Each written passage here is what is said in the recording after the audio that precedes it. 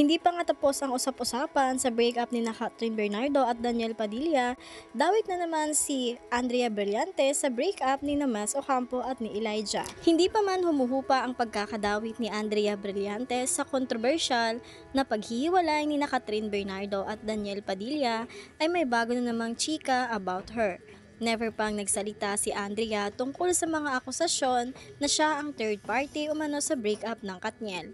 At hanggang ngayon ay abangers pa rin ang lahat sa magiging paliwanag niya tungkol dito. Pero sa gitna ng pambabarag sa young actress ng ilang fans ni Kat at DJ, may bago na namang issue kay Andrea na may connect sa paghihiwalay ni Mels Ocampo at Elijah Canlas. Knows nyo ba na may mga netizens ang nagpapakalat ng chika na si Andrea rin daw ang itinuturong dahilan ng breakup ni Elijah at Miles. Nakaladkad na naman ang name ni Andrea sa hiwalayang Miles at Elijah na napag-usapan din ng talent manager at content creator na si OG Diaz at ng mga co-host niyang sina Mama Loy at Tita Jigs sa YouTube channel nilang Showbiz Update.